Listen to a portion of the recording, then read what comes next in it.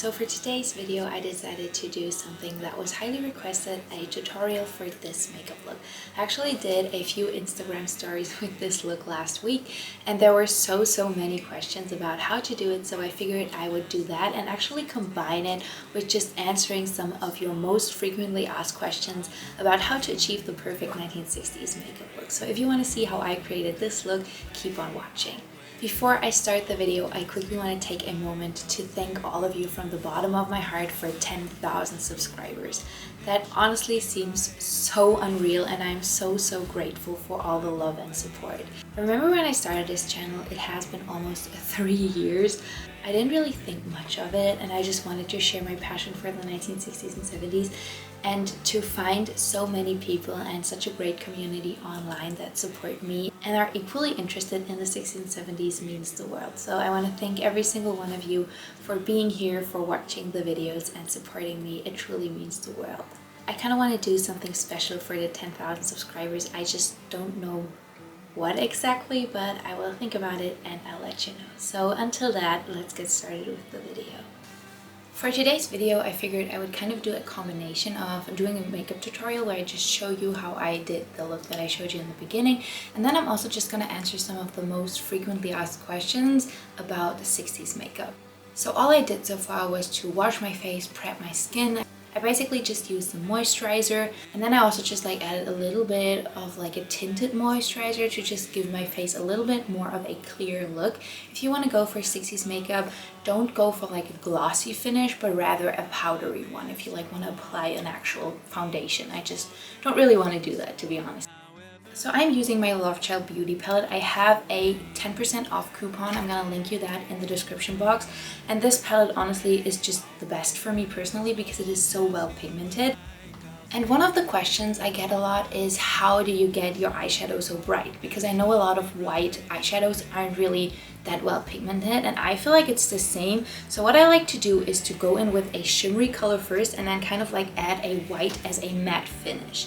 So what I'm gonna do first, be all over my eyelid. And with this, I honestly just try to get it saturated really well on the eye. I don't really know how to say it, and I don't do it up too much. I only apply it until my natural crease. Doing that helps me with the other eyeshadow that I'm going to use for the cut crease later, if I don't have to overlay eyeshadows. And I'm also making sure that I put it right in my crease because I kind of want that shimmer on the inner corner of my eyes. So next up I'm going to go in with the color White Rabbit, but you can just use any white eyeshadow, and the idea is just to matte this down because shimmery eyeshadow wasn't really popular with 60s matte makeup, and I just kind of prefer a non-shimmery makeup over a really shimmery one, but adding the shimmery eyeshadow underneath just makes your eye appear lighter and brighter, and that's kind of what we're going for here. And I just kind of do it until it doesn't seem shimmery anymore. You can definitely tell the difference between this eye and then this eye. I just kind of keep going, a couple coats of that. You can obviously also do colors. Blue was really popular in the 60s, and all sorts of lighter shades of colors were popular if you want to go for a rather matte inspired makeup look. So now we're gonna move on to the cut crease, and I feel like that is the part I genuinely get the most questions about, and people are just really confused as to how you place it and make it look natural. So here are my top tips. Number one, use an eyeshadow. I know a lot of people also like to do it with eyeliner. I find eyeshadow easier, and even sometimes if I want to do it perfectly, I will use eyeshadow first and then go over it with an eyeliner because it's just easier to correct eyeshadow. My next tip would be to use a flat brush. This is a lip brush actually, and this one works really well because it already kind of has a straight shape, so it's just easier to kind of draw with it. And it is very fine, which makes it even easier for me. One tip for the product, I use this. This is just a dark brown eyeshadow. And as you can see, I've been using this for years, and you can definitely tell that it is barely touched, and that's because you just don't need that much. Because I always try to go in very light, with the lightest hand possible, and then add more and more to it. You can always go heavier, but you can't really correct it. And for some reason, this is just the perfect shade of brown for me. I've actually tried out different shades for like my everyday look. I know a lot of people like to do black, but I personally find black really, really heavy. And so I like browns. So you can just experiment. Sometimes I also like to do a color. But yeah, that's what I do. And then before I use it, I will actually tip it to make sure that like any excess powder is coming off. And then here is my top tip for drawing it. This looks silly, but I just put my bangs to the side. And then I always leave my eye open. I feel like leaving your eye open is a big help. And then I will kind of like draw the tiniest line right on the inner side of my eye, like in the corner. Just like this, not more. And then for a long time I just went by this, but recently I found it easier to then like do the end point and then just connect these two. So what I will do is I just look in the mirror, and you should do the same thing and just kind of see where my natural crease is, and then I try to do the same width between like the drawn line and like my natural crease on the entire eye. Basically, I hope that kind of makes sense. So what I will do next is put a little point kind of right here on the outer corner. Just like this. It looks a little silly now, but now I'm just gonna connect it piece by piece. It's water, flower girl, sprouting today. Just carefully until I connect the pieces, and then I'm just kind of like filling it in to have it be the same width and like brightness everywhere. Your love every time that you speak soothing sound. What I like about this technique is because you kind of go in multiple times and not do one line, it already looks very blended, and I feel like that's a really good look. Flower girl. I used to do a very skinny cut crease, but I kind of like to have it a little bit wider recently. I'm just doing this, and then for the end I'm dipping in again, and then like with the lightest hand possible I'm kind of like taking it out until the end, like down it, kind of like this, because I just want it to look very faded. And then I'm pretty much just doing the same thing on the other eye, just doing the same thing over on this eye. I feel like people find it very hard to match the two sides, and basically I feel like that's the wrong approach, because you don't want these to be both perfect, you just want them to match your eyes. Your eyes are probably not 100% symmetrical, so I much rather have the cut crease fit to like the shape of my eye on both sides than just have like the same shape, if that makes any sense. I'm starting the same way, then another little mark up here. I always get messages from people saying that I'm so talented at doing makeup for like doing this all the time, and I can tell you I used to never wear makeup because I just wasn't good at it, and all this is practice. I've just been doing this for years at this point. I feel like I've been doing cut creases for at least 3 years, probably even longer than that, and so I just kind of gotten used to it and a little more experienced with it, but that's all it is. I don't think I have a talent for makeup, I just really practiced it.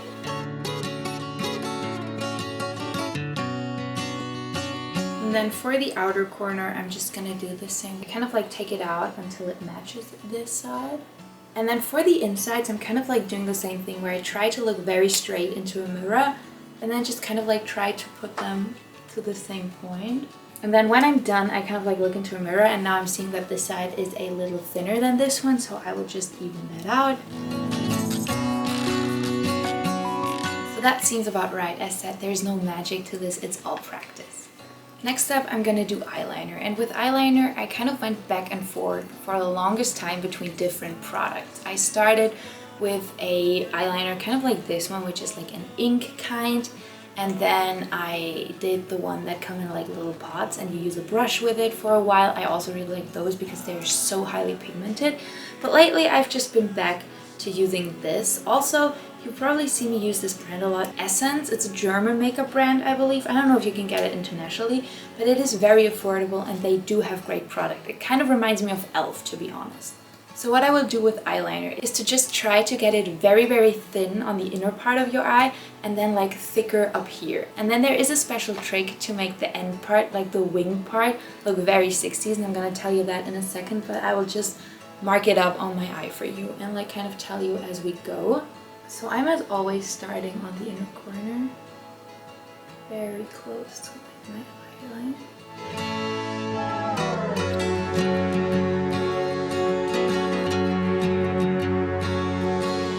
Kind of like this, and I don't want it to be any thicker on the inside.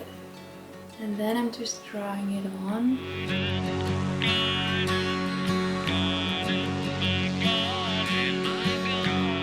I know there are people who find it easier to do this with their eyes closed, and I'm absolutely baffled by the idea that anyone can do that. I can't. I'm just doing it with my eye open. I feel like it's easier. And I'm trying to get it as close as possible to my waterline.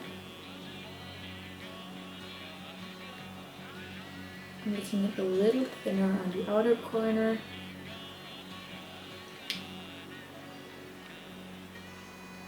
Just gonna leave it like this for a second to kind of explain you why you do this shape, because I feel like you can tell right now. So the basic idea is that in the 60s a very doll-like appearance was in trend. There were so many different style approaches during the 60s. I think that's great. There was that whole androgynous trend, makes, and then the mods, and there was just so much going on. I think it's incredible.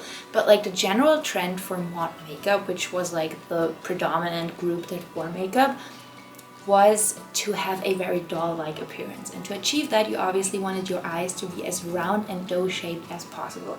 And so what you do to achieve that is to make the eyeliner a little thicker on the middle part and like thinner on the inner corner, because it just makes your eye appear rounder. And then for the outer corner, I feel like that's a big thing I see people doing and then complain that their makeup doesn't look 60s. And it's basically that the shape of your winged eyeliner is wrong. Like there is no right or wrong, you can do whatever you want, but like speaking from a 60s perspective, it is kind of wrong, because during the 60s your winged eyeliner would go down. It's not going out, it's not going up. The 50s were really much about taking it up. You're just pointing it downwards, which also helps you have a very doll shaped eye. So what I will do is just kind of like imagine this line going further down as I go. I know you so well, a love like dominoes, covered head to toe, yet cut. So what you will see is that it is not going up, it's just a straight, short line down. That was the classic 60s eyeliner. Doing the same thing on the other eye. Does anyone else feel that anxiety of doing the other side? Like you have one side done so well and then you're kind of anxious to ruin it on the other side?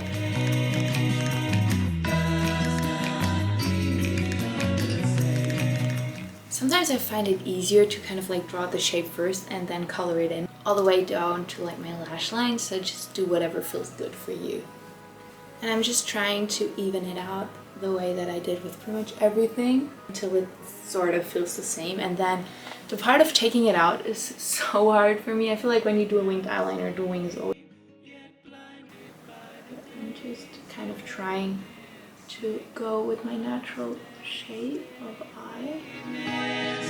Left open for the mass, all things are yet to pass while you're gone. So the next thing I'm going to use is my eyelash combo. I like to go with a foundation first and then like a waterproof mascara. So I will start by using this one, the base. Also, you might have noticed I got another mirror. I used to always use the one with like the woman. I don't really know how to explain it. It was like a very dreamy one, and then I also got this one. It's like a classic 60s one. I kind of really like it. So I figured we can now alternate between them. And this one is just a little bigger, so it's more handy for these kinds of tutorials. So what I will do, take the bangs away because otherwise you will always get mascara on them. And then I just apply this very thoroughly, because basically what I do with this is to shape my eyelashes. I used to use an eyelash curler. I don't really like to do that anymore. I don't even know why, to be honest. But I've just lately been going without it. And also doing the bottom lashes. I feel like these are really important because you usually can't see how long your bottom lashes are. until you apply something. So I like to go with the white first and then just cover that with the black. It's also a tear and rain-proof combo. So then I'm just gonna go in with this one, and I actually prefer the mascaras that have kind of like this shape of wand over the ones that are very like frilly. I don't even know how to say it. They're ones that are kind of more like a brush with like real bristles compared to this one that is like all plastic. Obviously the other one is plastic too, but I feel like you might get what I'm trying to say. I'm just applying this. It's funny, with mascara I kind of go through phases. Like for a long time I didn't use any mascara, but lately I really like doing it. And for what I'm going to do today and for what has been my go-to look, which is what I'm doing today, it has kind of been a staple. So then I'm doing the bottom lashes too. 60s were all about bottom lashes, so we're going to accentuate them even more in a second. Okay, like this, just trying to not get any clumps in there. Okay, I feel like you can definitely see, as said, the 60s were big on doll-like eyes, and so I feel like you can already see a difference between this eye and that eye, and that is why mascara was one of the most popular makeup products of the 1960s. Just gonna do the other side next. Constant state readiness, left open for the mass, all things are yet to pass. My tech today, because I just like filmed doing this eye and my camera died, and my camera kind of deletes like the last clip, doesn't auto save it, so that was kind of on me, but also just like kind of sucks. But however, we're just gonna do the other eye and I'm just gonna explain it again on this side. Basically what I talked about was that Twiggy lashes are obviously the 60s go-to, and I personally don't love to draw them on. I actually prefer using fake lashes and sticking them on. I personally think it just looks better, and for me, sometimes I like to do the drawn on 60s lashes, but for a lot of the times I kind of feel like it smudges and then it just doesn't look that good. It might also just be my eye shape, I don't know, but what I like to do is to use fake lashes. So I use these are called Lashes to Impress. As said, just use whatever you have, but if you want to look for something like this, because these are like single out eyelash extensions, just Google the term bundled single lashes. I feel like that's what's gonna lead you into these. And basically these are just 3 fake eyelashes put together on like a little piece of see-through plastic. And the great thing about these is that it is very easy to create that very thick, comic-y-like lower lash line. If you, however, can't find these, just use a regular fake eyelash and cut it up into pieces. You can do the exact same thing then. So what I like to do is to just obviously put a little glue on. Comes with the glue, that's very convenient for me. Just put it on. And now you gotta remember that you kind of have to put it on like the wrong side. Just like blow them a little dry. And then I like to start on like the outer part of my eye. And now you gotta remember to put these underneath your natural lash line. Putting them in place for a little. And then there you go. That's it. That's like all the magic, honestly. Next up, this might seem a little weird. I like to do the one on the inner corner of my eye, but it just kind of makes it easier to put the other 2 in the middle. Always trying to match the other side, of course. You can see what I'm doing. I think it is more difficult to do the inner corner because it is harder to see where your lashes are. At least for me, I have very thin eyelashes on the inner corner of my eye, but it's fine. That's why I like to do the mascara first, because it just kind of helps you see where these need to go. Also, if you can hear my baby in the background, don't worry, my boyfriend's with him. He's fine. Honestly, it breaks my heart to hear him cry, but I know my boyfriend's good in taking care of that. Just need some cuddles probably. Just leaving like a little bit of space, a little room between each like bundled lash part. And what I like about these is that you can absolutely use them again. Like I had the same pair. I just bought this like new case, and I kid you not, I kind of like used the same lashes for probably like the last 2 or 3 years. That's probably not what you're supposed to do. I'm just saying you could. I I feel like the magic or like little secret is to put it underneath your lash line. It just makes it look a little more blended. And then boom, here you are with your perfect little fake Twiggy lashes. So that's it for the eye makeup. And then the last thing that I like to do, and this is just a personal preference, it is to use a little bit of like tinted lip balm on both my cheeks and my lips to just make it look very natural. I know that a lot of people like to go for a very baby pink color of blush, and that was really popular in the 60s. I personally just feel like that doesn't really suit me. Like sometimes I do it, then often I feel like it looks a little weird, so I like to use a darker color and just apply less. So I will just like do a little bit up here and up there, and then on my lips. The 60s were not about like overdrawing your lips or anything, so this should do. I'm not just like tapping that in for a little bit of color, but as said, I also don't wear like a full coverage foundation, and so like your natural redness of your cheeks will come through. I will wait, I will wait with you.